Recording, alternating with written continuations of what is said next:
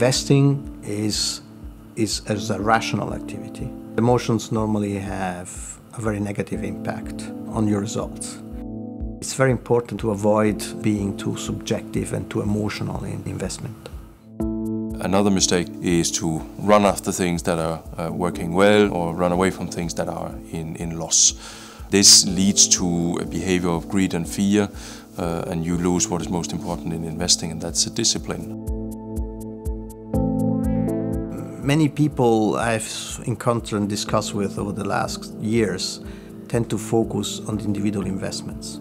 In reality, 80 to 90% of the performance of a portfolio is defined not by the individual investment, but by its structure. If you have only 5 stocks or 5 bonds in your portfolio, most people believe that they have a diversified portfolio. That's actually entirely not the case. You need to build a very well diversified portfolio with several instruments and that are diversified across various asset classes so that you are safeguarded from one side of the financial market hitting you.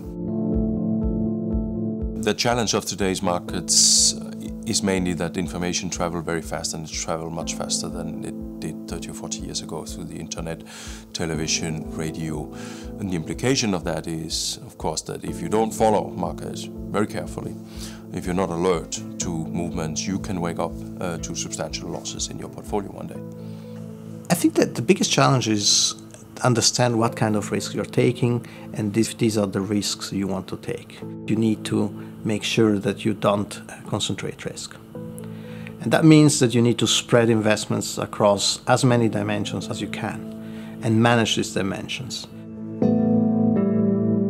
It's very important that people ask themselves what is the goal that they're trying to achieve with their wealth, and not just put their money to work in financial markets not knowing what it is that they want to achieve, because the potential for disappointment is then even much higher. The biggest risk investors face today is not achieving their long-term targets because either they don't have a plan or they don't stick to the plan. That's the reason why investors should actually seek professional advice.